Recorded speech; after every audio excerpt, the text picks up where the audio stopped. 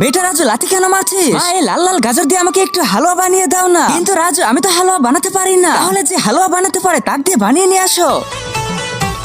সত্যি সত্যি বলবে, গাজরের হালুয়া কে বানাতে পারে? লাকিজি, তুমি পারো? না, আমি পারি না। তাহলে তুমি পারো? না, পারি না। মা, তুমি পারো? আমিও পারি না। তাহলে মা, আমি কি হালুয়া খেতে পারবো না? বেটা রাজু, চিন্তা করিস না, আমি তো গাজরের হালুয়া তোকে খাইয়ে ছাড়বো। এখনই দেখতেছি কে বানাতে পারে। मेरी सांसों में जोरू আমি তোমাকে বশ করে নিয়েছি, এখন বলো গাজরের হালুয়া বানাতে পারো? সত্যি সত্যি বলতেছি, আমি বানাতে পারি না। जोरू जोरू जोरू जोरू মোটা আন্টি, সত্যি করে বলো, তুমি কি গাজরের হালুয়া বানাতে পারো? আমি তো বানাতে পারি না, কিন্তু শুধু খাইতে পারি। जोरू का गुलाम লাকিজি, সত্যি করে বলো, তুমি কি গাজরের হালুয়া বানাতে পারো? তার আগে তুমি দুধ খেতে ভালোবাসো না মদ খেতে ভালোবাসো? যদি দুধ খেতে ভালোবাসো তাহলে ভিডিওটিতে লাইক করে চ্যানেলটি সাবস্ক্রাইব করে দিও। হ্যাঁ, গাজরের হালুয়া আমি অনেক টেস্টি করে বানাতে পারি, লোক তো আঙ্গুলে চেটে খেতে পারে। हम बनते रहूंगा বাবা বাবা, তাড়াতাড়ি হালুয়া বানাও, আমিও আঙ্গুল চেটে খেতে চাই। হ্যাঁ ঠিক আছে, এখনই বানিয়ে দিতেছি।